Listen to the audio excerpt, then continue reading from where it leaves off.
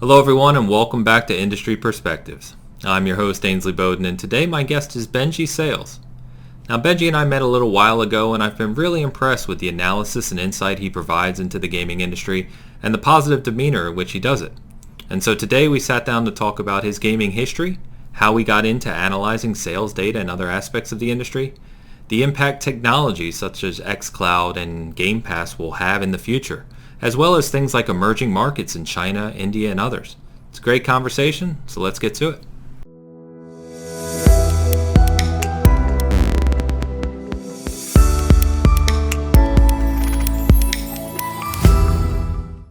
And we're live with Mr. Benji Sales. How you doing, man?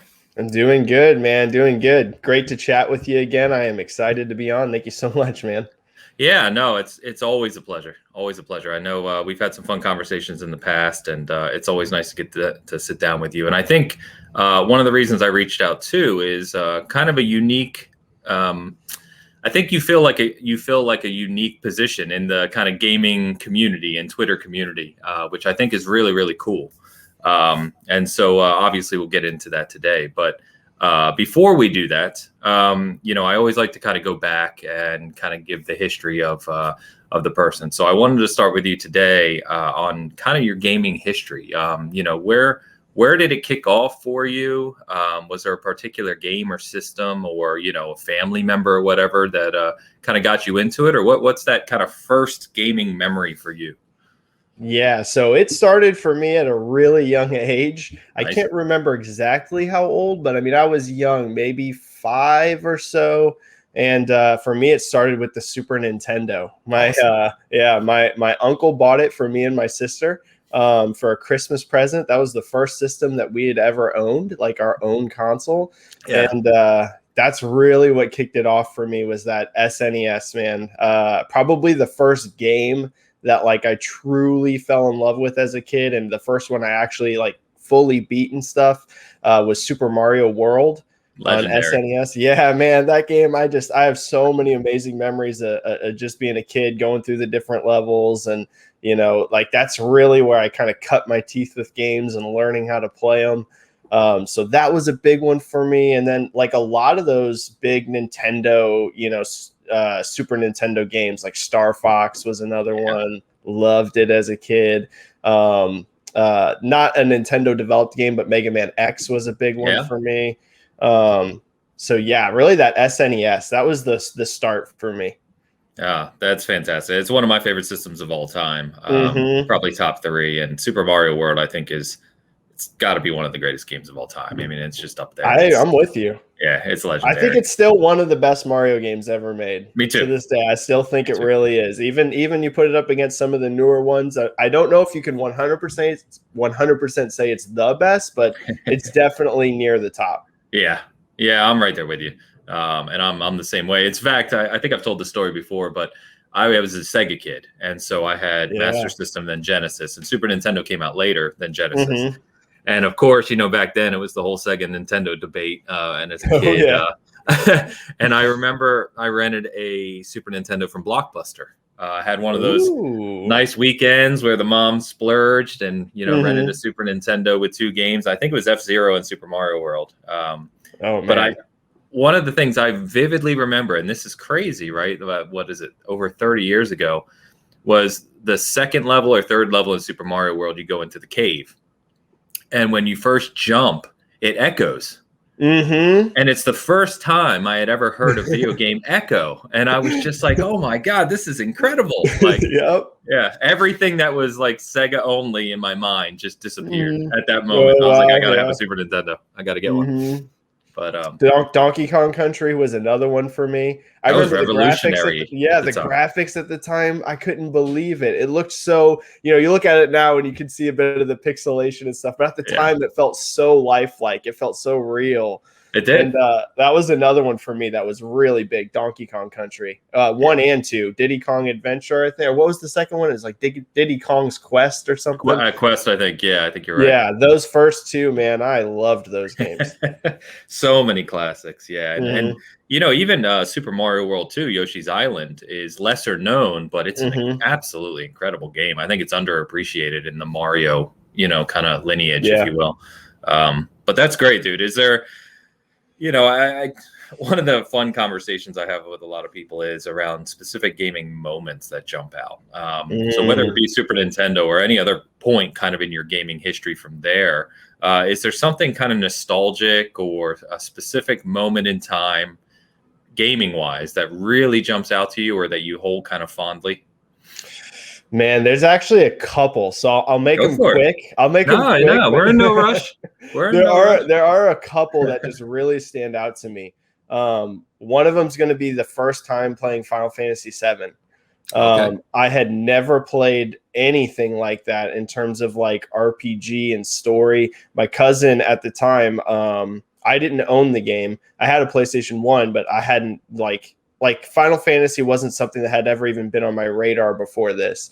And I remember my cousin came over and he brought over Final Fantasy VII and was playing through it. And I just like, my mind was blown at like all the story, the characters, seeing those cutscenes at the time, which again, like we mentioned with Donkey Kong, like now you look at them and they look real, kind of basic. But at the time it was so cinematic and everything. And yeah, that's one that just really sticks out to me. That was like one of those first games that like I realized story in games could become so like amazing. Yeah. So that's one that sticks out to me. One that's just like a really nostalgic and cozy memory is, when I was a kid, my parents would always let us open like one present on Christmas Eve. Yes, us too. We could just pick one. The rest had to wait for Christmas Day, but you could pick one out on Christmas Eve. And a really fond memory for me is on Christmas Eve opening up Crash Bandicoot 2. I loved Crash Bandicoot as a kid, and just sitting down with my dad and sister on Christmas Eve, playing through the levels, passing the controller. That's just one that's super cozy for me. And then the last one that I'll mention that really kind of opened my eyes to multiplayer is the old school Halo 2 System Link. Getting piling like 10 dudes into a house, with a couple consoles, system linking them between TVs, and just raging all night playing Halo 2. That, I mean, on lockout, and man, battle rifle starts, BRs only, or shoddy snipers, and just rage in Halo 2, man. So much fun with some of my high school and age friends. We had so much fun doing that. That's awesome. Yeah. I mean, gosh, I think everyone knows I could talk about Halo all day, every day. But yeah, that's fantastic. Those days, I've talked before around as much as I love the modern gaming environment and the connectivity of it, and being able to have just instant access to talk to your friends anywhere, which it's incredible, right? I wouldn't trade it for anything. But there is something about being in the same room with your friends, in having multiple TVs, just LAN parties. I mean, LAN parties or arcade tournaments or, those types of things are just a different environment. And I do wish to some degree that, we could recreate those experiences somehow. I mean, you can, but it's not easy, right, to do. Right, yeah. It's so convenient to just be online that people don't really want to pack up the consoles, the TV is pour into someone's house. But like you said, there was just something special about those days, man. You would, go for hours and, trash talking, and just so much fun, man. Yeah. It is different, but very fond memories of those days, for sure. So that's fantastic, man. So I think I asked you this previously on Bigcast when you were on one of the times, but I just wondered for this audience, what's your favorite franchise of all time? Ooh, man, that is tough. Ooh, that is tough because I'm one of those guys that plays every genre. There's some people that really stick to just one or two. They just have a couple that they really like. Yeah. I'm one of those dudes that plays just everything. So it's hard to narrow it down. Yeah, it doesn't have to be one. You can give me a couple. Well, two of them are definitely going to be ones I just mentioned: Final Fantasy and Halo. Even though both franchises I feel like have had their hits and their misses, of course. Just overall, in terms of franchises that are just so important to me, I got to put them both up there. Final Fantasy, just because, getting so into so many of those game stories, it's really what it is for me. It's not necessarily the gameplay, even though the gameplay's cool. I've just always loved being transported to those different worlds, you know, exploring those characters and those stories. And then Halo, I mean, I got to put it in there. Just, I mean, the amount of hundreds and hundreds and hundreds of hours playing Halo, whether it's campaign or you know, LAN parties or online, I got to put Halo in there.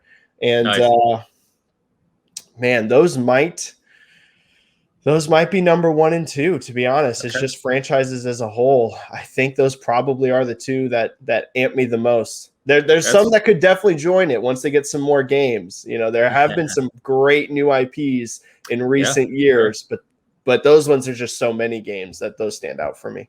Yeah, you as pumped as I am about Infinite? Oh yes. Yeah, I'll be honest, that first showing, I was a bit underwhelmed. You know, I thought the gameplay looked fun. Like even during my live reaction, you know, when I was watching it live, I was like, this looks fun to play, but just something don't seem quite right with the way it looks. Yeah, and it wasn't the showcase everyone was hoping it was going to be. Yeah. So I feel like the next time we see that game, though, it's going to look really impressive. I think they're going to really go all out on it. So I still have a lot of faith in it. I'm really, really amped. Yeah, me too. So that's good to hear. It's funny you pick Final Fantasy and Halo because you know, when we have new guests on Bigcast, and we've had a ton, I traditionally kind of ask that question, and I just going off of memory, I don't keep count or anything, but I honestly believe that if we were to go back and count every single person who's responded to that question, that Final Fantasy and Halo would probably be 1 and 2. Like those are the top 2 that more people mention as their favorite franchise than any other, without a doubt. Yeah, they're both legendary franchises, man. Just shows the impact they had on people's lives, right? And they, you know, they have longevity and you know, mass market appeal. So it's interesting. It's interesting. Do you have while we're on it, do you have a single favorite title? Like, do you have a GOAT, if you will? Wow. Putting you on the spot. You know, one that, I mean, honestly, I think Red Dead Redemption 2 is the best written game I've ever played. My man, I knew I invited you on for a reason. Honestly, if we're talking like writing, I don't think there's ever been a game that's better written than Red Dead Redemption 2. I mean, preach. If you want to take the whole show to talk about Red Dead 2, I mean, we can do it. It's one that stands out to me. You know, I can see some arguments against it in terms of like the gameplay and stuff, because it is a different feel. You know, it plays slow. You know, there's so much focus on the animation work that some people don't feel it feels responsive enough. Like, I totally get those arguments, but man, there are so many moments in that game when I was playing through it, I was like, this is a masterpiece. Yes, like it's industry changing. The writing in that game blew me away. I mean, some of those scenes are so powerful. Some of those lines of dialogue are just unreal how good they are. I don't know if as a whole package I can put it as my GOAT, because there are some in contention, but that's one that stands out to me. When I finished that game, I was like, that is the best written game I've ever played, ever. Did you have the moment, and I try not to spoil this, but did you have the moment at the end of the storyline with Arthur's disease with the nun? Oh, yeah. God, man, that for me, that's literally that's one of those moments in all-time gaming history that just hit me in a way. Like, I don't feel there was a better moment last generation than that moment. Yeah, and even, you know, again, without spoiling, but even the epilogue section, I even feel that's incredible. Like, and the way it sets up directly to Red Dead. Even that epilogue sequence is like, because when I first went into it, you know, you've quote beaten the game. Right. I'm thinking this is just going to be like a short little, this is going to be like a quick little 30-minute hour epilogue. Next thing I know, it's like a whole chunk of game still. And it's just as amazing, I think, as the main game. Like, the quality stays just as high. Yeah. It's that game is staggering to me. And that's, you know, that's even without getting to the world and what they created with the ecosystem. And, you know, it's just, that game, like, I think about it, and I used to code. I talk about this all the time, and so I look at that game. I didn't know that. Years and years ago, it's just a background of what I got into in my career. But it's like, when you look at it from that perspective, you just sit there sometimes and think, how the hell did they do this? Like, the mind just kind of unravels of how you can even accomplish something to that level. Yeah. But that's what, 8 years and 1,500 employees Oh, or something will do no for kidding. you. So that's cool though. That's funny you mentioned that, because no joke, we on Cast Co-op just a couple days ago in our third episode, Joe and Luke hasn't played it, but Joe likes to say that Red Dead 1 is better and that Red Dead 2 is overrated. And I was like, I love Red Dead agree. 1, don't get me wrong, but come on, man. Come on. Yeah, I personally can't agree with that. Red Dead 1 is a great game, but I thought Red Dead 2 was smoked the first one. And I love the first one. It's not a knock on it, but man, that second game, wow. Yeah, mind-boggling. So, well, cool.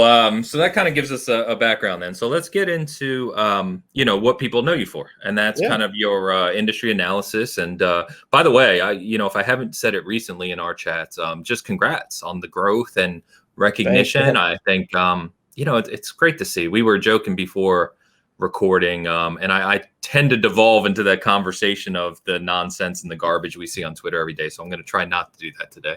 I totally get it though. But it is great to see someone like yourself who just has a true passion for gaming and, just likes to talk about the joys of gaming combined with the factual side, which is what it should be about. So it's great to see the recognition and the growth, man. It's awesome. So congrats. Thank you. It means a lot. Seriously. It's been crazy. I definitely did not expect for it to happen like it has been. It's been a wild ride. Yeah. It's great. It's great. So on that, and I know we've talked about some of these things in the past, but for this conversation, you've made it clear to people that this is not your job. You're not an industry analyst from a career perspective. So take us back into how this even began. Like, how did you initially start kind of getting into analyzing, whether it be game sales, performance, wherever you want to start? What kind of kicked that off for you and the interest in that?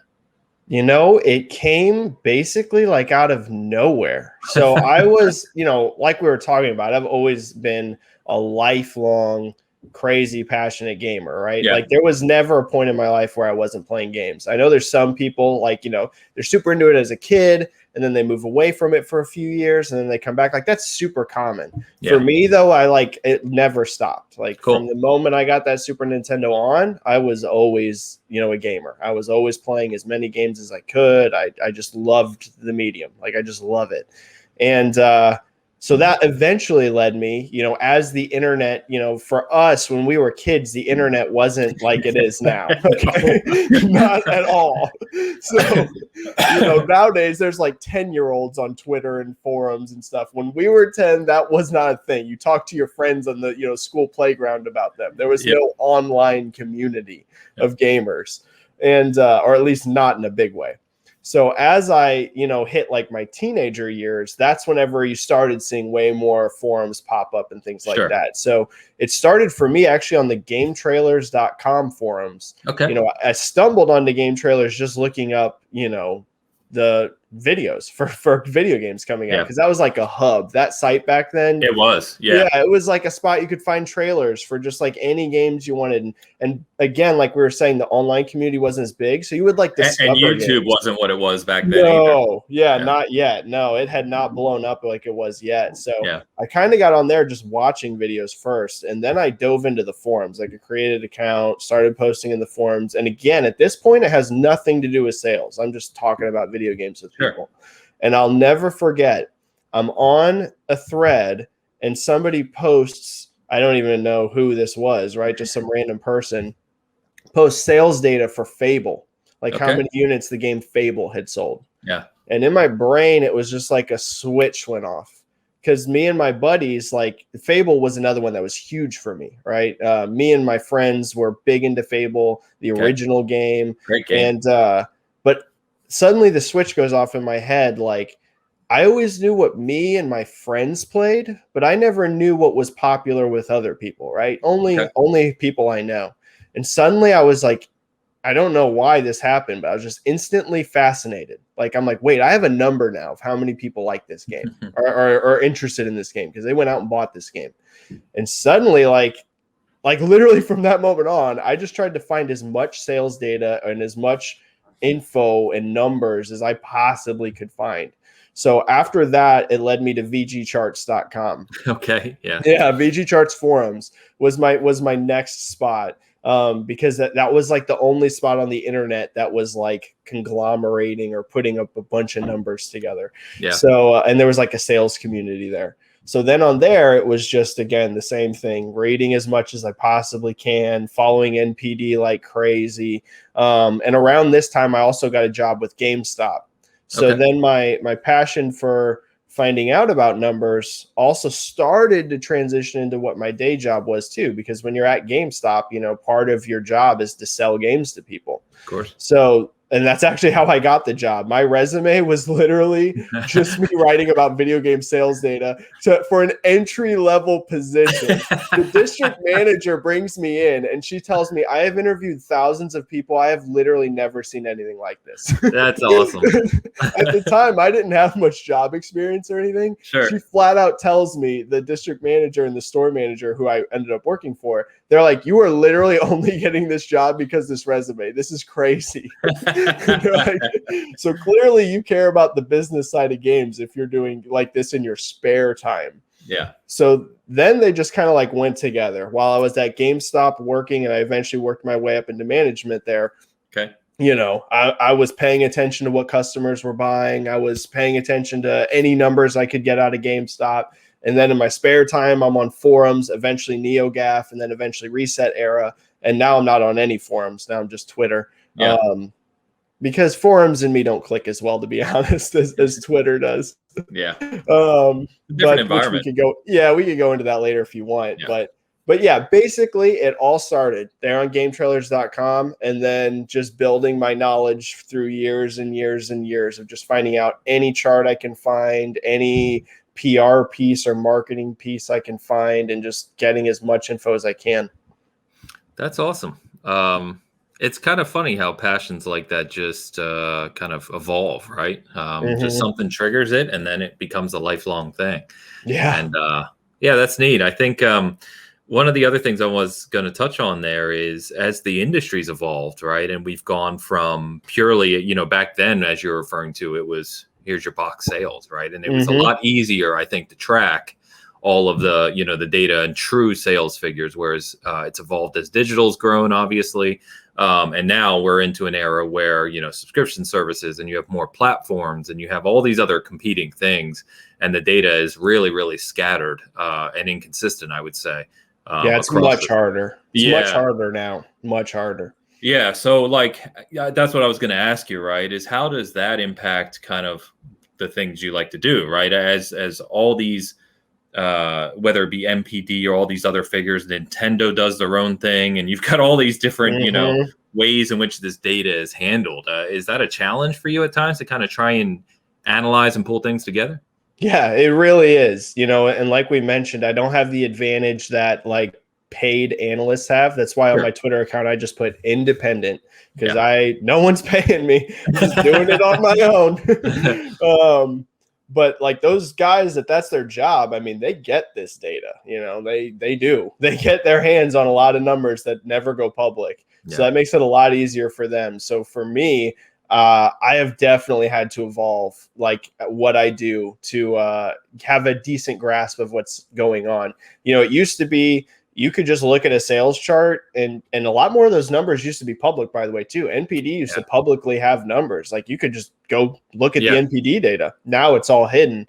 But like whatever chart you found, those boxed sales units basically told you everything, right? Sure. Like there was no digital, or if there was, it was very, very small. We're talking like during the 360 days, it's like 5% at most, right? Nowadays, it's over 50. Some games hit up into 60, 70% digital. But back then, you basically knew. So nowadays, I do a lot of like, especially leading into a game's launch, I look at a lot of stuff like metrics. I feel like metrics online have become way more important than they used to be. So like YouTube trailer views, how many people are watching this YouTube video trailer? How many people are not just watching it, but also liking it? because that's also showing that they didn't just click and immediately go away. They're hitting that like button, which means an extra layer of interactivity with it. You know, I look at things like Google Trends to see how searches are going for games. You know, I keep my pulse still on forums. I don't post in any forums, but I do read them because I do like to just see what the gaming community is talking about. And then on top of that, you know, I still do all the stuff I used to do. I read those NPD charts like crazy. I look at the UK charts. I look at the Japanese charts. So I still pull as much real quote data as possible. But then I also add on to it those social metrics, which I do feel are becoming a very important piece of the pie. I agree. You would know better than me, but you can feel it, right? And you can feel, I mean, you look at a game, for instance, one of the ones I point to, and you may know better than me on this, but is Among Us. I mean, Among Us launched, it had next to no audience. I mean, it was basically dead in the water, and something just kind of clicked with that streaming social media community. And I mean, look at it now, right? You're talking millions upon millions of sales. And I think the way that social media and streaming and kind of that instant access and gratification has really changed the market. I mean, we've even seen it from a communication standpoint, right? The ebbs and flows, even just in the past few weeks, for instance, you know, look at, you know, Xbox's communication and the turnaround they've done there, and people calling, you know, for PlayStation to speak more, because it's just, that's what the community expects nowadays. You know, they expect that constant feed. Which I don't know is a good thing. You know, I mean, what do you think about that? Do you feel this kind of instant gratification, instant access to everything is a good thing? Or, you know, do you have any thoughts on that? You know, that is honestly a great point. And it just kind of shows like how like things like YouTube and stuff have changed the way we think about things. Like it used to be, you know, you go back when we were a little bit younger, and like you had E3. That's about it. And then maybe once magazines. A month. That's what I say. Once a month you had like a new gaming magazine to get info. And that was about it. You got your one big show, and then you got one magazine a month that you'd be pulling every scrap of info you can out of it. Nowadays, and I'm even a victim of this, when like a YouTube channel I like I've gone like 4 days to no new video. I'm like, where are you at, man? Where's the new content? Like, and I'm not going on their pages and say this, but in my head, I'm like, I need more. I need new videos. I need you know, more content. And it really is just how the internet has changed how we think about things. Like nowadays, people constantly want to know what's happening, and that's just like, you know, the ubiquity of the internet. So. I think there's good parts about it, and then there's definitely its negatives, right? The good part about it is you can really energize that audience if you're doing good. Like if your PR is good and everything, and you're, you know, everything's crisp. The good part is, man, you can get your fan base just engaged. The bad part, though, is like we were saying, those expectations go up and up and up. And if you decide to be quiet for a little bit, the sky is falling. The sky is falling is doom. Where's my info? Something bad must be happening. PlayStation's dead. You didn't hear? So, the internet has changed everything. Yeah, it's you know, along those same lines. I actually wrote an article last week that I worked on for weeks prior on gaming influencers, because you know, you hear about influencers, you see it, you mentioned it, right? YouTube, Twitter, where have you, streaming, and just the impact and the marketing spend that companies are allocating towards it, which is crazy. It's growing exponentially, right, year over year, and I really dove into it, and it was just eye-opening. Eye-opening to how much they're spending, to you know, the impact that different levels of influencers, depending on how big your audience, and you know, all these different things. And it's fascinating to me. But it's a completely different market than it was even 5 years ago. I mean, it's night and day. It's crazy to me. So that's the exciting part about the video game industry, right? It's like whatever's true today, 1 year from now, it's not going to be true. Like it changes so fast. It's just so fast. Yeah, in fact, you know, that's a perfect segue, because that's what I was going to ask kind of your insight on and chat with you on today too, is around exactly that. You know, the technology is changing, the way communication happens is changing. Everything is just changing about the industry. And just last night, I got in this past weekend to the XCloud beta on iOS and browser, right? Mm-hmm. Because I have an iPhone, it's company issued, so I never use it on Android. Right. And so I've been waiting to test this. And just last night, I pulled up MLB The Show 21 on my iPhone. And connected a Bluetooth controller to it, and went in, pulled my profile, went into Road to the Show, and I'm just like, I've used XCloud before. I played at E3 and had those conversations, but it is just that instant access and the connectivity and that ecosystem engagement. It's just it's fascinating to me, especially from a technology perspective. But I think that will change the industry. So that was a long-winded way to get to, as you kind of study the analytics of game sales and things that are evolving and the technology is evolving, how do you see over the next few years, or what are your thoughts, I should say, on how that technology is going to change the way people consume games? Because I know Game Pass is obviously the biggest kind of topic of conversation right now. I mean, from your perspective, things like subscription services, Game Pass, things like console streaming and instant access to libraries. I mean, what are your thoughts about those types of things?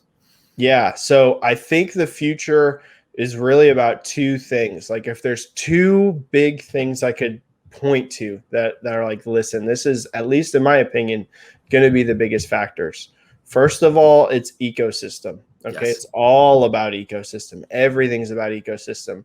And the reason that has changed so much from what it used to be is ecosystem, quote, has always been important in terms of like install base and selling some games and stuff like that. It's always been a factor, right? There's always been a race for the biggest install base in the gaming industry.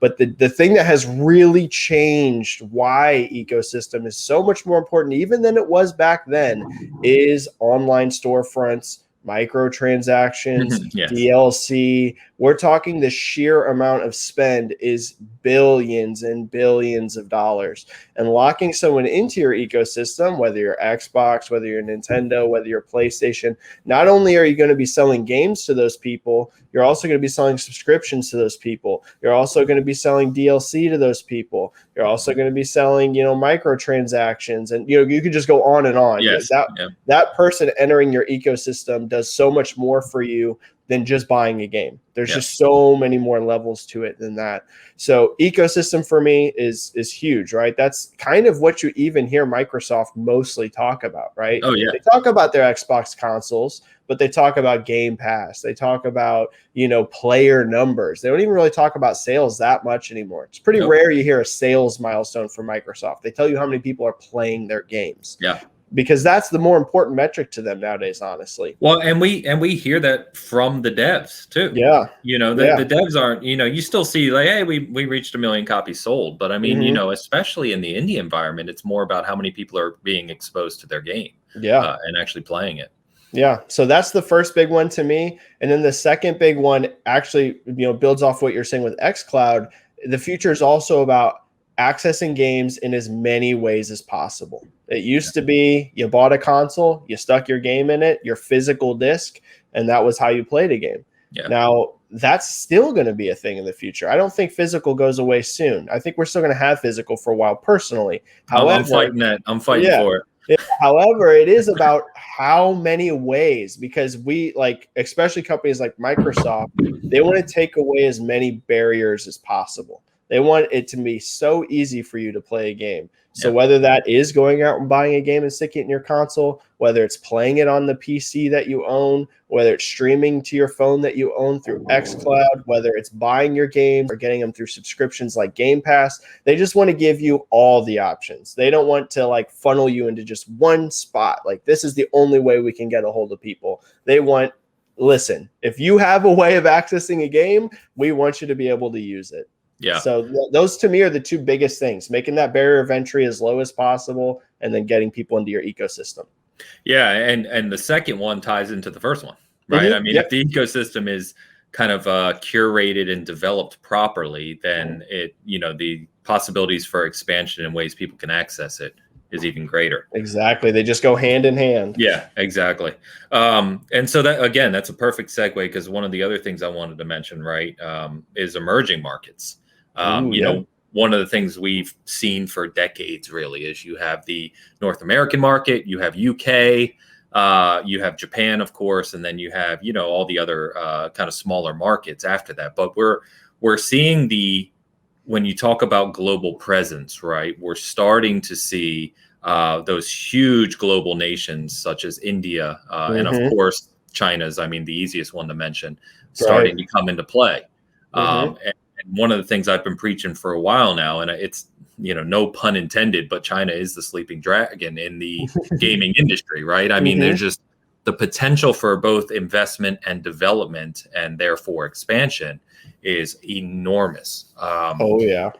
And South Korea to a lesser extent, I would say too. That's just the kind of influx of gaming in the South Korean culture I think it dwarfs even Japan at this point, last time I looked. But regardless, as we're talking about this technology, and I think Xbox's methodology, not to stay on Xbox, but just in general, the methodology of access to ecosystem, regardless of device, becomes even more important in those emerging markets, right? Have you done any or had any conversations or any kind of interest, any thoughts, what have you, on those types of things, right? Like Indian development, Chinese development, where that is heading over the next several years and beyond?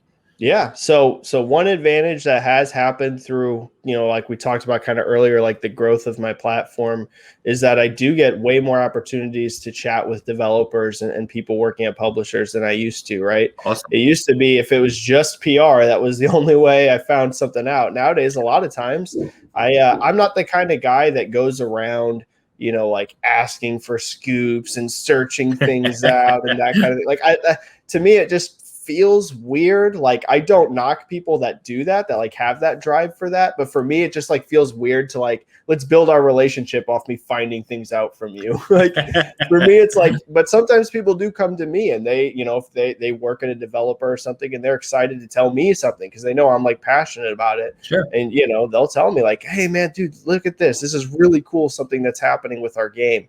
And definitely emerging markets is a thing that is becoming really, really important. A lot of areas in Asia outside of Japan, right? Yeah. Like you mentioned, it used to be when you talked about Asia, you were really talking about Japan. It was right? Japan. Yeah, it was the Japanese market. Yeah. But a lot of those other countries are starting to come online in ways they didn't necessarily used to. So I know that that's becoming one that a lot of devs are starting to see some success in those markets. The Middle East is becoming very big for PlayStation, like big time. A lot of PlayStation games that do very well in the Middle East. Now, of course, they're not going to be at the same level as like North America, right? Clearly, that's going to take a long time to build up.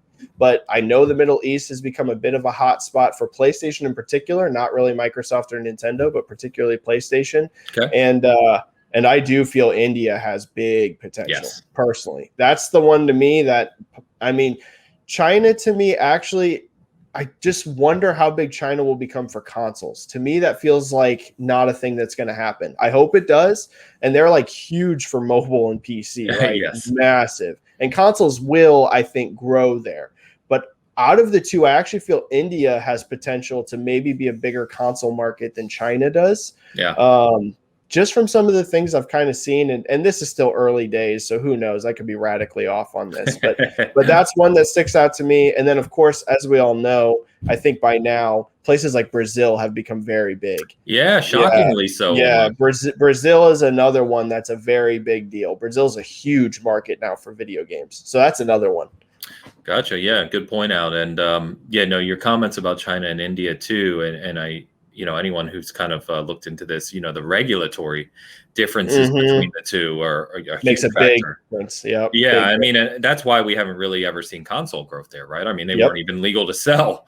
So it's gonna, I think it's a different conversation if for the past 30 years consoles have sold there, but you're coming in to where consoles are gonna, slowly be able to be sold there, but the entire market, to your point, PC and mobile, is very different today than it was, when it was consoles, like we talked about. Mobile there is crazy, man. It's mind-boggling, dude. Yeah, it's crazy. Mind-boggling. Because you look at the numbers like, Daniel Ahmed, he would know way more about this than me. He's the master of China. He knows that market. Yeah, some of the yeah, stuff he posts is fascinating. Yeah, he's the expert there. He knows all the details about China. For me, that's a bit of a harder egg to crack. But yeah, clearly mobile is just unbelievable there. Yeah, and even PC is like big in China. It's a big market for PC. Yeah, as I Look at understand PUBG. that's exactly what I was going to say. Is Yeah. if you look at PUBG, whether it be mobile or PC, Yep. it's a monster in China. I mean, billions of dollars of revenue on an annual basis. Yeah. Yeah, it's crazy. I think it's neat because one of the things I like to talk about, right, as the gaming revenue expands and kind of goes into these new markets, that builds generations of children up like we did, right? We grew up with it. You gain an interest, and then a percentage of those people will turn that into careers. And of course, what that means is you start to see emerging development, and you start to see game development. And the one that made an impact a few months ago was it the Wushu game, Wukong or something like that. Wukong, yes. But I mean, it just looks incredible. But it also has kind of Chinese mythology in it, and some history there that you normally might not see out of a North American or a Western developer. And I find that fascinating that we could get Indian experiences and Chinese experiences, and it's always been kind of Western Europe, North America, and Japan. Same thing. It matches the market. So I think the opportunities to get new game experiences is just as exciting as anything else there. Yeah, no, that's very, very, very true. I think you will see more of that. Look at right now how we have so many people that like love Japanese games, right? Yes. Like even if they're not from Japan, they just love Japanese games. Part of our culture. They have a different feel. They have, you play a Persona and it feels a lot different than an Assassin's Creed, right? They just feel radically different. So I think you're spot on. Just imagine when you have games from like India and China and, whatever markets as developers grow there, that you might get these fan bases around these games because they have a different feel, right? It doesn't feel like North American AAA game number 375. Like it has a different vibe to it. The Ubisoft effect.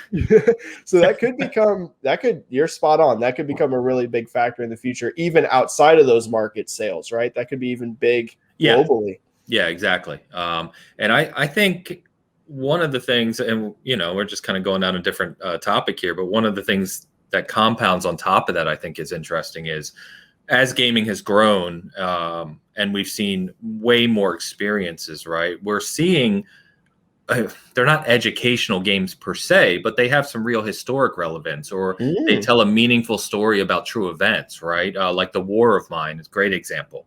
And I think that there's if you ask your average person here in North America about Indian history or Chinese history, you're not going to get anything, right? No. And I think there's an opportunity there to kind of spread awareness of other cultures, which in my opinion is always a very important thing as well.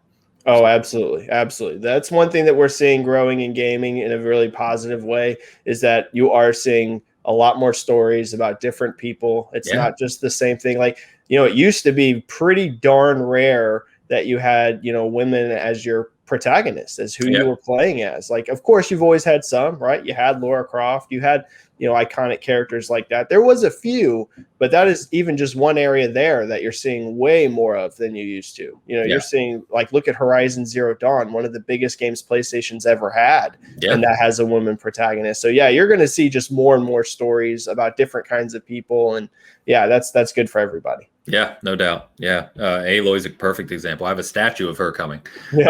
So I mean, I loved it,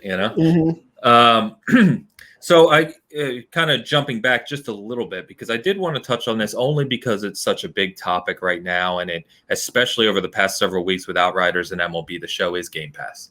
And Game Pass is a unique service now. And, one of the things that kind of I've been talking about for a while, and I'm not alone, of course, many people have, it's just that, this subscriber model. And if you look at the trends, and obviously, again, better than I do here, but, one of the things I've gotten in, I almost feel like you a little bit, is I've really kind of dove in on Game Pass to the analytics side of it. How does it impact sales? What are the trends like? How does that compare to Spotify and Netflix and Disney Plus and HBO Max? All these other industries that we've seen the same thing occur. And I don't know about you, but I was actually going through these charts the other day, just I guess you get it. Yeah, dude, you're speaking my language. I love to hear it. I was about to say, which sounds weird, but I was like, I'm talking to the right person. I love it. And what I was doing is kind of mapping out from when they started to that escalation of growth, right? And at what point in that escalation of growth did it begin to compound, right? Because that's what you see. You see growth, growth, but then you hit a point, whether it be in subscriber count or investment, which escalates that, and it begins to compound. And you can see that. It's really interesting. If you look at Spotify, you look at Netflix, you look at Disney Plus, they all have very similar curves where it's like growth, and then jump. Boom. Yeah, it just, up. And, I personally believe we're going to see that in Game Pass. We're hitting it right now, I think. It's starting, right? Yep. We're hitting a spot now where it looks like they're gaining at least 1 million new subs a month. I mean, that's crazy. Yes. Yeah. And they've got 4 to 5 million in the first quarter of 2021 with MLB and Outriders. And both big games, and I don't mean to downplay them. I've said this before, but they're not that blockbuster, right? And if you see these rumors already swirling of Battlefield 6 potentially, games like that, if they launch day and date on Game Pass, and this is before first party starts to hit, right? Yep. So you start to see the Starfields and the Dooms and whatever, Halo, of course, is coming. I really do think we're going to be in an area where you're going to hit that, 35, 40, 45, 50 million point here in 2022, et cetera. And then what that does, of course, is it's just Microsoft. My son's name's Michael. I don't know why that came out. Microsoft then or Xbox, will again compound the investment, right? Because then once you get 50 million subs, your interest from developers and publishers on day one launch becomes bigger, and it builds on each other. 100%. And so I just wanted to get your thoughts on that. Do you see Game Pass as having that impact and being that kind of market disruptor? As many of us are thinking right now, do you see any kind of, limits on where it can go or any problems with it? Or is it as kind of fruitful in the near future as we're kind of discussing here? What do you think? Game Pass is and will continue to completely change the video game industry. Just flat out, I know that might sound like a hot take to start off here with, but it just is. I agree with you. Yeah, it just is. Like, the industry won't ever be the same after this. I remember back when Microsoft first announced that all their first party games were going to go day one on Game Pass, and I was like so caught off guard by that. I was like, whoa, is this going to work? Like, how are you going to make your, I had the same thoughts everyone does, right? Yes. And that's just the way my brain works, is I'm instantly thinking about, how are you making money here? These, AAA games cost hundreds of millions of dollars. What everyone asked, right? Right. Yep. Like, how's it going to work if and you just assume, of course, there will be radical cannibalization of these games by going onto a service like that.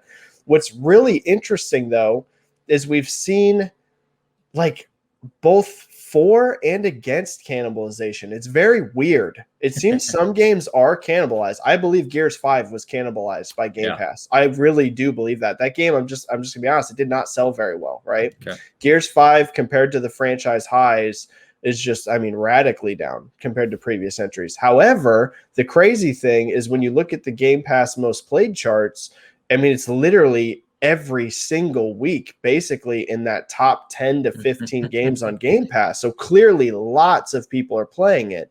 And to your point, it has microtransactions in it. There's skins and continual content coming for that game.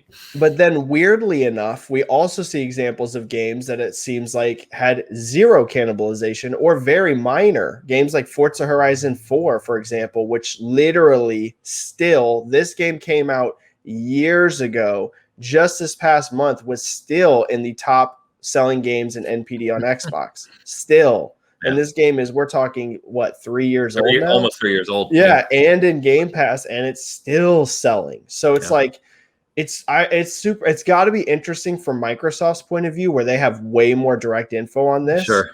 what games are like possibly losing sales from Game Pass, but still, of course, for Microsoft, they're not only going to look at it as sales, right? Sure. It's all about driving subscriber growth now. I believe Microsoft cares more about getting more subscribers than they care about selling games. I 100% believe that. I completely agree with you. Yeah, Completely I think if you give Microsoft a choice, right? Let's say they had a game and you say, hey, you have a choice here. And obviously you won't strictly have this. But I'm just saying if you did, you can sell 5 million units of this game, at full price or whatever, or you could convert that 5 million maybe instead to 8 or 10 million subscribers. Maybe you're not getting as much, that instant $60 hit, but you're getting subscribers from it. Which would you choose? I'm telling you, they would choose those Game Pass subscribers. 100%. Yeah, that's the future for them. So sales isn't like the only metric, but it is interesting to watch. Like you're seeing a lot of indie games in particular elevate sales from Game Pass. They're selling more copies than they would have. And I think it's that extra marketing exposure from Game Pass. So it's going to change everything. And like you were talking about with compounding growth, that service started in 2017, I believe, right? Wasn't that 2017? I'm pretty sure. Yeah, about 4 years. Yeah. Yeah, and they hit 10 million subs in 2019. Is that right? 10 million subs? I'd have to look. Yeah, I don't have to go back and look at the exact year, but I put it this way. I know it took some time to get to that first 10 million subs, but now you're seeing them radically grow, right? That journey to 10 million took a lot longer than that journey from 10 million to 20 million. Yep. And I think that 20 million to 30 million is going to be even shorter. Yep. So we are seeing that compounding growth. And you're also now seeing that change with devs where now they're willing to put that game day one on the service because it's a little less attractive if you're like, hey, I can get 5 million eyeballs potentially on your game when you just have 5 million subs. And obviously not every person's going to click the game. But then when you go to someone, especially if they have microtransactions, and you're like, hey, I can get 20 plus million people looking at your game instantly, all of a sudden you're a publisher and you're like, oh, that's pretty attractive. So yeah, it's as it grows, as Game Pass grows, you'll only see more and better games on it. You'll see them hitting quicker, and you're just going to see more revenue from Microsoft. But it's going to be interesting to see how Sony and other companies respond. Yeah, exactly. Because I posed the question to Joe the other day of the talk for years, as you well know, has been the transformation of digital and the move to digital. Mm-hmm. But what I asked him was, okay. Joe, when's the last time did you buy a music album digitally? And he goes, okay, I don't remember. I said, well, how do you listen to it then? Oh, it's Spotify. Exactly. You don't think about it. You don't even think about buying an album anymore. You just know when a new music album comes out, you go to your service and you listen to it. It's that simple. Same way. I mean, it's almost the same way. You have movie theaters, of course, but I mean, every day or every week you turn on Netflix, there's a new series, there's something new to watch and consume. And it's that steady flow of content. And I think you can certainly let me know your thoughts here, but I think to your point about the number one important focus for Xbox is building that subscriber base above all else. Yep. Even over selling consoles. And don't get me wrong, they want to sell consoles, but they care more about Game Pass. 100%. And I think that is because they want to have, and it's easy to compare to Netflix. I know it's not a one-to-one, but they want to have that same type of effect where Game Pass is the indispensable service. There may be other competing services that come, people have their Disney Plus or HBO Max, what have you, right? But Netflix is the one. That's the global kind of king, if you will. And I think if they get, in my opinion, again, tell me your thoughts, but in my opinion, if they get to that 35 plus 40 million plus count before anyone else really responds or kind of creates something that's in a competing sense, I think that they're already on that path because then the growth is just too severe to even catch up to at that point. Yeah, that's my thought. No, I think you're spot on. Game Pass is right now set up to be like a runaway freight train. And I think people don't quite realize that yet because we haven't truly seen that first party effect yet. Right. Like y'all, literally, I've mentioned this before. Like you're always going to hear it. Xbox has no games. I mean, my God, how many years have I heard this? Okay. Literally, all you have to do is the math. It's just basic math. If you've taken basic elementary math, you can do the math yourself. That's where you lost some of the Twitter audience right there. Look at the number of studios Microsoft owns. Factor that those studios take 3 to 4 years to make a game. Mm-hmm. Then factor in publishing deals, whatever. Yeah. You do the math, dude, they're going to have games hitting at a breakneck pace. Like Yes. once all these studios come online, you're talking about a new big Xbox exclusive potentially every other month. Yeah. And I think their goal is every month. I truly believe that. I truly believe Microsoft's end goal is they want a AAA major game hitting Game Pass every single month, because that is how Netflix and things like that, like you mentioned, have become such monsters. There is always something new. Like Netflix, there's always something, whether it's the Netflix original movie, whether it's Netflix, keep up. Right, whether it's a Netflix original series. I mean, it's like for them, it's like every week. It's not even every month, but you know what I mean? They constantly keep you engaged. Like you're just always getting something new. And that's what Microsoft's eventual goal, I believe, is not even just a new third-party game every month. I think they want a Microsoft published game every single month on that service eventually. And that's really why you've seen this studio growth. I remember when this first came out that they were going to do these day one game, or Microsoft's games were going to be on Game Pass. Yeah. And you saw people say, "Oh, this is going to reduce investment. Like Microsoft's going to be less, they're going to be more risk averse. They're going to make less games because they're going to be making less money." It is the opposite. Correct. The way you fuel a subscription is you pump that bad boy with constant content. Disney Plus became a monster with over 100 million subs now because that's how you watch The Mandalorian. That's how you watch, Falcon and the Winter Soldier. That's how you watch WandaVision. Microsoft has to do the exact same thing with Game Pass. You come to Game Pass and you constantly get this new content. Yep. And I wonder how PlayStation responds. And I don't mean that in like a console war way. Yeah. It is just so fascinating to me because they seem, at least to me, and from limited conversations with people, they seem to have no interest in that, as far as I understand. And like putting our games day one, on a subscription service, they, to me, don't have that vibe at all. Maybe something's changed because it feels to me like PlayStation's a company that internally is doing a lot of changing and shifting. Yes. Yeah, right. A lot of leadership changes and things like that. So maybe there is something coming. But I know at least at one point there was a vibe in that company like, no, we have no interest in doing something like this. So I'm curious what their plan is, in the next 5 to 10 years.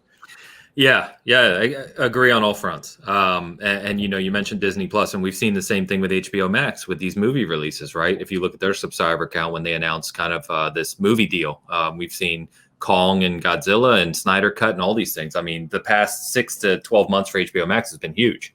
In the escalation of growth.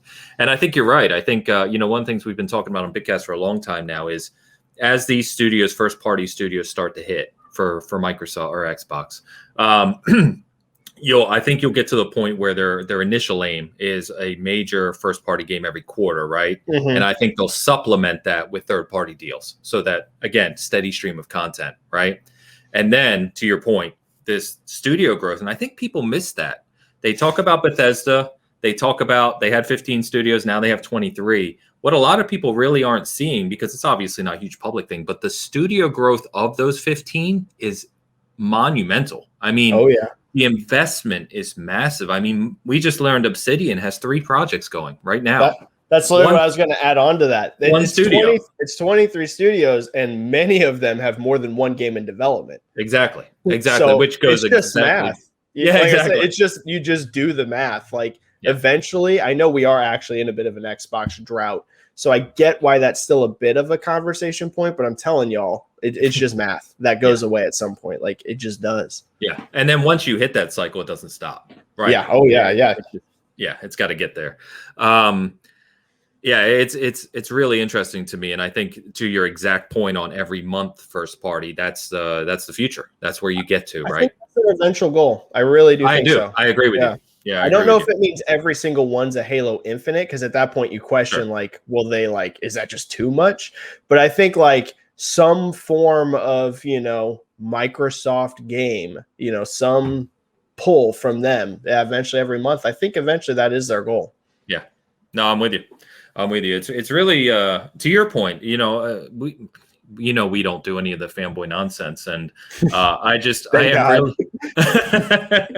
I am really interested, just like you, to see how PlayStation responds. I know it's always PlayStation we go to first because they seem to be the more more direct. Yeah, exactly, the more direct kind of comparison. And Nintendo They just do their own thing. They do their own thing, and we could talk about them forever. They're their own outlier. Yeah, they're a mystery to me. Their numbers are just staggering. It's crazy. But if we're sitting here, just two guys talking about games, or sitting here working through the math, working through the analytics side of it that we even have access to, right? Mm-hmm. You just have to imagine what those conversations at PlayStation, even if 18 months ago, fascinating. Yeah, even if 18 months ago you really didn't want to pursue a Game Pass like alternative, as you're seeing this thing just exponentially grow, and game publishers working with Xbox to launch on the service, you can't ignore that. There's no way you can ignore it. Trust me, Jim Ryan and all them, they're having these exact same conversations. Exactly. Trust me. Like, certain console warriors on the internet might tell you that they're not, like, oh, Sony doesn't care. They, because you do. I mean, I'm telling you, you see stuff like this all the time. I can promise you that Jim Ryan and leadership at PlayStation are talking about Game Pass. 100%. I can 1000% promise you that they are. Now, does that mean that they feel supremely threatened by it? I would say not necessarily yet, because they're still selling ridiculous amounts of consoles and ridiculous amounts of games.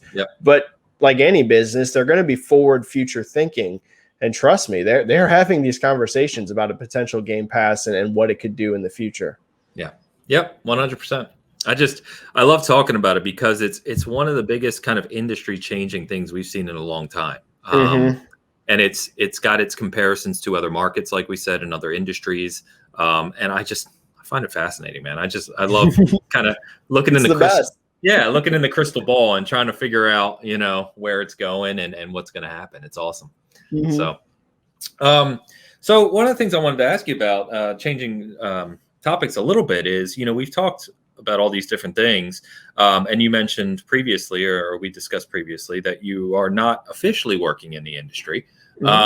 Is that something you actually want to pursue? Is that a goal for you? Or do you kind of enjoy where you are, in the sense of you kind of have your career life over here and family life over here, and you do this and you're not kind of required to do it for a career? What's kind of next for you in that regard? So I'm in a really weird spot, and I actually have to be careful what I talk about right now. Okay.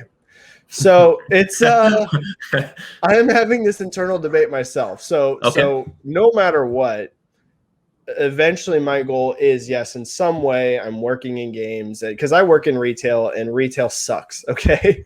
Like, the company that I work for, honestly, like, because I don't work for GameStop anymore, I work for a different company. They are great, honestly. My coworkers are great, and I feel like the company itself, by retail standards, I mean, they're awesome. However, it's still retail, and retail still, of course, always has its huge negative sides. So my goal is eventually, yes, I am in games. I'm so passionate about it that is my goal. However, I am in this weird spot of deciding, like, do I go work for just a company? Because here's the thing. If I work directly for a certain company, of course, I'm going to have to pull back what I do online in some ways, right? Because I will be dealing with NDA materials. Depending on who I work for, they might not like me talking about competition, things like that. Or do I try and keep up this independent thing, where I can really just cover it all on my own? I can talk however I want, openly about whoever I want. And I'm, find some way, whether that's Patreon or something like that, of making it a living, which is a lot harder, right, than working for a company.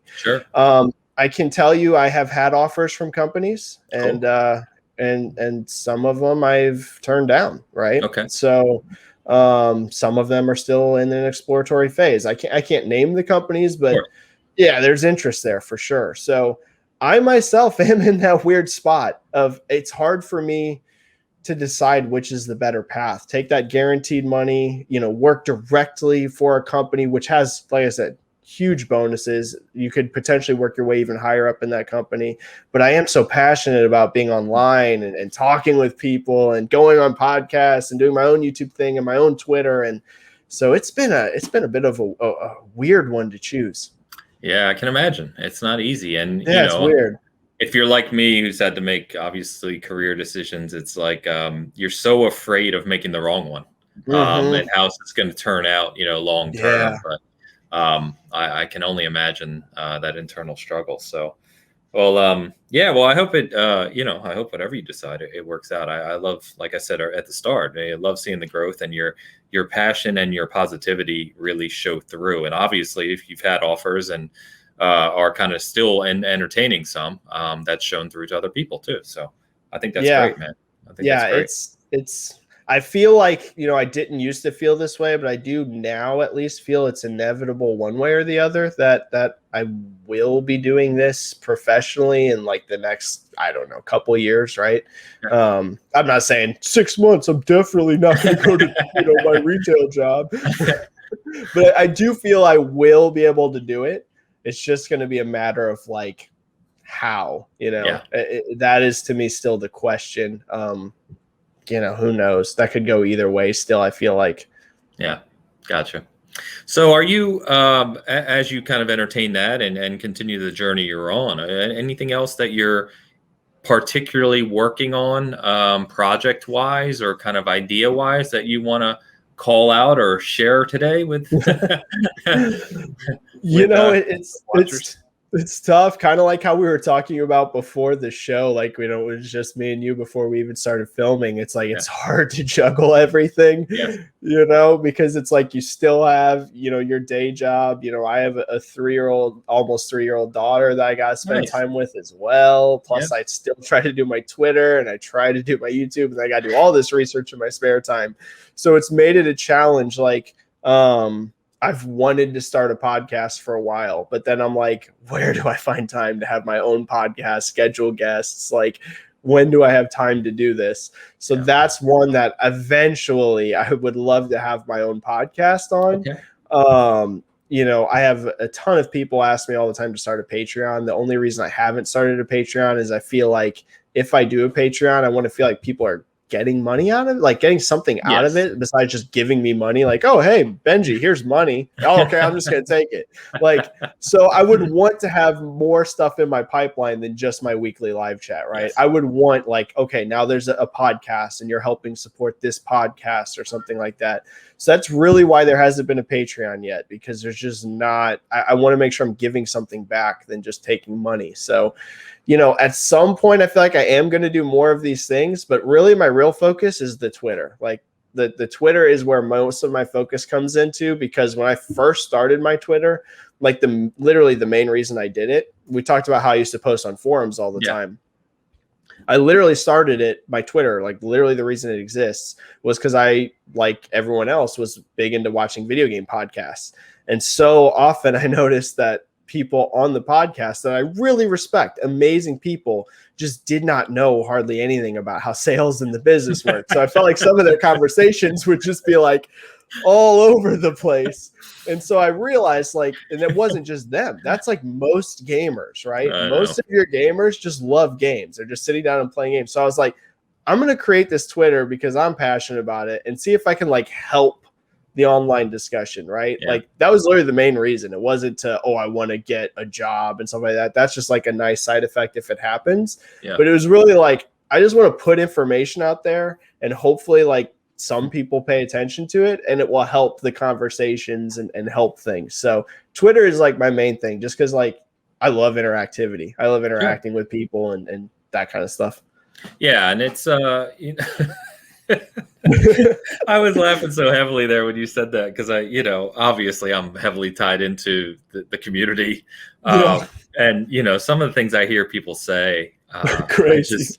It's just like, oh God, man. And I don't mean, I've said this before, and I certainly don't mean this in any negative way. I really don't. But, people who don't have experience in certain topics just shouldn't talk about certain topics. It's like, I hear people talking about like, well, XCloud can't work because of X, Y, and Z. And, the person, they do something in their career that has nothing related. They have no experience in architecture or technology or infrastructure or server base. And, it's like, why are you talking about this? You don't know what you're talking about. It's just so maddening to me to hear stuff like that.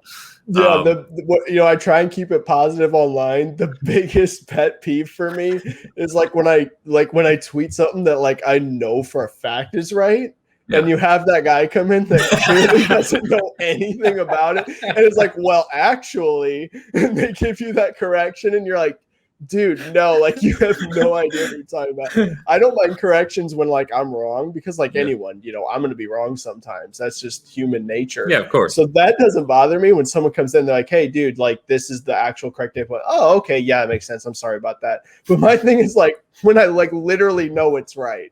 Yeah. And this, you know, you get that rando that's like, you have no idea what you're talking about. It's actually this. And you're like, no, dude, this is the data point. Like it's right. Yeah. The old, well, actually. Yeah. Anytime a post starts with that, you're like, oh God, here we go. It's like, here we go. I had someone post on one of our big casts, like a YouTube comment and told me, I forget what the topic was, but it caused me just a great deal of laughter like this. Like, you know, you don't know what you're talking about. You need to go listen to this YouTuber. And I'm like, well, first, I know that YouTuber. I know what they do for a living. And believe me, they don't know what they're talking about. You know, it's just like that misinformation spread is just. It happens so much. So that was like really the main reason I did it. And it was for podcasts, like I said, like that I love. Like I really respect the people. It wasn't to like come online and be like, you're all wrong. Like I don't comment on anyone's stuff, that sort of thing. It was just to like give that extra data point so that like if they talk about something on their podcast, they can like just pull that up. They just, oh, look, here, there's that. That, you know, gives us better context, that kind of thing. Yeah. I'm sure probably, and maybe I'm assuming here so you can tell me, but I'm sure it probably annoys you because anytime someone like yourself post clear factual data, regardless of how concise and direct it is, someone will find a way to use that, you know, certain things and skew it to paint a different picture, right? Like they translate a factual data point to try and support a picture that's not factual. We see that all the time, and I'm sure that's going to drive you crazy. Oh, man. Since I deal so much in sales, like no matter what, I'm an Xbox fanboy, I'm a PlayStation fanboy, I'm a Nintendo fanboy, I'm a PC fanboy. It doesn't matter. It does not matter. I get called one of those fanboys like just at a constant basis, depending on what I tweet. If it's a positive, like, hey, Game Pass is up to this many million subs. Oh, dude, what an Xbox fanboy. Oh, hey, this PlayStation game sold 20 million. Wow, what a PlayStation fanboy. Like, it's unavoidable. Luckily, what I've found is that I truly believe 95% of people online are super kind, super nice. I really truly believe that 95% of people that you are interacting with are great. And most of my feed, thank God, is very positive. Yeah, however, that 5% is extremely vocal. There is a really, I agree with you. There is a really positive core, right, in the community, and especially if you take the time to kind of curate that community. And I'm a big believer in what you put out there will be kind of returned. You know what I mean? 100%. Yeah, and I'm fortunate that, you know, we not as big as other sites or channels or podcasts or whatever you want to name, but our community. When I know when people are in the chat or people are responding to my posts or whatever, they're good people. You don't see, you know, you go on some of these shows and you look at the chat and you're like, oh God, man. Yeah, like, that's true. So maybe I'm being optimistic with my 95%. let me say 95% of people that interact with me are great. Yes. And that means that what you're putting out there is a positive message, which is good. You know, I think that's a testament to yourself more than anything. Oh, well, thank you. I appreciate it. I tend to believe that like I said, at least the people I interact with, they seem to be mostly in the right place, right? Yeah. But like you said, there are certain channels that paint a very different picture. Yes. Yeah, it's tough. So before we it's been great, man. I love this conversation. We have to I hope we get to chat more often. I would always love to have you on Bigcast. So anytime you're open for that. You're one of those people that is a permanent welcome. So Thank you. I appreciate that. I really appreciate how positive you are too. Like seriously, I want you to know that I appreciate that. Like just on with the things you post and the things you do as well. I think it's really important to have voices like that out there. Thank you. Yeah, I appreciate that. It is. It is. Yeah. Yeah, we could go on about that for. I feel like I rant about that too much, so I try to back myself down a little bit for people. I get it. It's frustrating. Yeah, and especially if people kind of watch all the content we produce. You know, I don't want people to hear me ranting about that every other day. So right. But yes, I appreciate that. Thank you. But before we kind of head out here, is there anything that you'd like to call out? Anything you've got upcoming? Anything? Where can people find you? Basically anything to do with your content. Yeah. So, like we mentioned earlier, the easiest way to find me, get a hold of me, interact with me is Twitter. I'm on Twitter too much. I'm on Twitter all day, every day. So, odds are pick a random time of the day. If I'm not asleep, I'm probably on Twitter. So that's going to be the easiest way, right? Benji Sales. I, talk about the video game industry in general. Of course, there's a focus. Look at the name sales. There's a focus on sales and business. But I talk about, everything. I talk about just regular gaming news all across the board. But my specialty, of course, is going to be in that business side of things. And then YouTube, right? Benji Sales on YouTube. I do a weekly live chat on there. And it's like probably my favorite thing that I do. I only do it once a week. It's like an hour and a half a week. Yeah, you've got good feedback on that, though. Yeah. It's dude, I love it. It's really interactive. It's just literally people asking me questions, me answering questions or comments, the chat talking to each other. Like it's all live. It's really fun. And it's just a way for me and the community, like people that care about this kind of thing, the sales and stuff, to just like talk about it. Because a lot of people I feel like don't have friends that are into this fringe business. How much are games selling, right? Like, I don't know a single person in my regular life that I can just go up to and be like, hey, did you know Spider-Man Miles Morales sold this many copies? And they find it interesting. Right. So the live chat's just, I feel like, a fun place for those of us that are nerdy like that to talk about it with each other. So that's going to be the spot to do that. It's on my YouTube channel. That's cool. Very cool. So I forgot to mention two things. So I'm going to back up just for a second here. Okay. One is that I just wanted to say that I appreciate your thought as well on Patreon, because I think Patreon has been a go-to now for a lot of smaller content creators, and some, again, not disparaging anyone. But I like your thoughts around, I don't want to just do that to do it. Because you really, if you're going to do that, you need to provide something, in my opinion, I completely agree with you, something significant. This is money, people working for their money. And you shouldn't just have a Patreon to say, yeah, just support me, give me money for what I'm doing. I'm not a big fan of that. So I appreciate you hearing that, because I've been asked the same thing. We had people in chat the other day, like, when are you going to do a channel, a YouTube subscription? And I'm like, it just goes against everything we do at Season Gaming.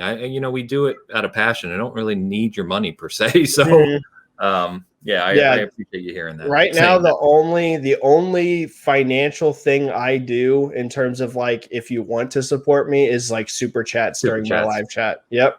Like, I have that there, if you want to make sure that, you get your comment or your question answered, and I every single one of those, I make sure I give you a solid answer, a solid discussion point. Because that I could directly interact with, right? You drop that super chat and I can immediately interact with you. But yeah, that Patreon, that's getting someone to commit to giving you their money monthly. Like, I want to make sure if I do that, like, okay, you have like a thing going, like, you've got the podcast and you've got something else, like, to where it really feels like you're supporting something bigger. Yeah, agreed. Agree 100%. And then the other thing I wanted to talk to you about, I can't believe I forgot this, but I know how big of an Overwatch guy you are. Oh yeah. Jeff Kaplan. Oh my goodness. What happened? I'm worried. So I don't know about you, but obviously this whole conversation has been around this, but we pay close enough attention to the industry and everything going on with it. To me, something feels off about it. It doesn't feel like that was a purely voluntary moving on to another stage of his career type move. I think I can say, like many other people have said, I've heard some worrying things about Blizzard for the past couple of years. Yeah. So, this doesn't mean that Overwatch 2 won't be amazing. This doesn't mean Diablo 4 won't be amazing, but there have been some things that, have been floating around, that there has been some major problems over at Blizzard. So this is alarming to me. Who knows? I really like Jeff Kaplan. Like, I mean, watching those developer updates, to me, I mean, I love it. He's so interactive with the community. Who knows? Maybe him leaving will be a positive thing, right? Like, we don't technically know until this game comes out. We don't know all of what he was thinking behind the scenes on this game. As awesome of a dude as he seems to be, maybe some of his ideas just were not good. Yeah. We don't truly know, but I will say it's a major red flag for me. I mean, Yes. Jeff was literally integral to Overwatch in every way, shape, or form, from its inception to supporting the game to the ideas behind it. He's yet another longtime Blizzard key person at Blizzard, leaving the company after many have left. You know, he's a VP. Many people don't know that. I mean, he's a significant part of that company. Yeah, and you have to, you know, I'm not one of these guys that beats the evil publisher drum, but you do have to be a little worried about Activision's their growing effect on Blizzard, because that's the thing. They used to be run semi-autonomously, right? Activision kind of let Blizzard do their thing. That is radically changing. Activision's heavily stepping in now on Blizzard. So, you know, let's see how this goes. I love Overwatch. I'm praying Overwatch 2 is amazing, but I'd be lying if I say Jeff Kaplan leaving is not alarming. Yeah, I saw that, and I forgot to put that in my notes in speaking to you, because I know that you have some thoughts on it. I still play Overwatch basically every day. Awesome, man. Awesome. I'm an Overwatch addict. It's great to have a game like that, though. I really love that, and you know, in fact, I forgot when you said GOAT. I mean, Overwatch is up there for me for GOAT game. Okay, it really is. I mean, I've put over 1,500 hours on PlayStation on that game. Wow.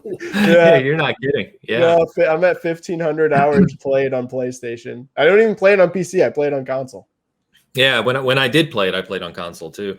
But that's it just struck me weird. You know, you read enough of these announcements to kind of read behind the lines. It's just like the Sean Layden thing. There's something that happened there that we don't know about. He didn't just voluntarily leave PlayStation.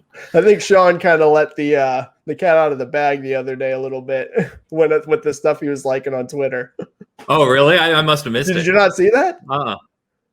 Oh. Sean basically made his feelings about Jim Ryan very publicly known. Did he? How did I miss this? He went back and deleted them all. He went back and deleted them all. I like Sean, so in the very, very minute chance that he sees this, because I know Sean has liked and you know, interacted with some of my content before, I think the odds are very low. So in the very small chance that Sean Layden sees this, I'm not saying it to, you know, out you, man. But oh yeah, so that day that everyone was like blowing up online at PlayStation, when the Days Gone article and all that came out from Jason Schreier, Sean Layden literally started going around. Like, you could look at his likes live as it happened. People were posting memes of like, down with Jim Ryan, he's ruining PlayStation, and Sean Layden's liking every single one of them. Dude, I mean, it was just a list of memes, pictures, all like anti-Jim Ryan stuff, and he's just blasting that like button. Oh man. He had a couple drinks, it was late at night. he was going off. And I clearly think there's a pretty strong indication that him and Jim Ryan did not see eye to eye. Which is something I've heard for a long time. So. Yes, it feels like they had contrasting visions as to where PlayStation needed to go. Yeah, I don't know that it was like a personal thing, but yeah, I just think they had very different views on PlayStation. Yeah, 100%. Yeah, so so we'll see. I obviously wish the best for Overwatch 2, even though I'm not a big fan. I am. If Overwatch is like that to you, Diablo is like that to me. I'm a Diablo. Oh, awesome! Yeah, I adore Diablo. And I just every aspect. You're still of it. kind of in the same boat with me, because Diablo 4, who knows? It looks awesome, but with Blizzard right now, it's like, who knows? Yeah, and I love Rod Ferguson because I'm a Gears guy. So I've met Rod. I've met Rod. Oh, that's awesome. I've never met him. That's awesome. Yeah, he's a great dude. Great dude. I know he has a very good reputation in the industry for like being able to finish games like that. He knows how to get a studio working. Yes, he finished BioShock Infinite. That's what he was brought in for, and he's really good at what he does. And I have a lot of faith in the Diablo team and Rod and those guys. But again, Activision's growing impact on Blizzard as a whole always just. Oh yeah, who worries? At least let Diablo 4 get out the door and be good. Yeah. But Benji, Ben, it's been fun. It's been a lot of fun. Awesome, thanks, man. So, I've really enjoyed it. Good. Yeah, it's a pleasure having you on. I'm sure we'll talk again in the future. You already did your shout out like 10 minutes ago, so sorry about that. I kind of went backwards in the conversation, but for everyone who's checking this out, and the feedback I've gotten on these conversations has been just overwhelmingly positive, and just truly appreciate it. Appreciate the support and everything you guys do in following Season Gaming. So thank you. Benji and I are going to get out of here. It's a lovely Sunday afternoon. I mean, I'm not far from you, and it's like 80 degrees outside. So yeah, it's beautiful. I need to get outside for a little bit. So, but thanks for coming on, dude. I'll be in touch. Anyone watching this, thank you again. And until next time.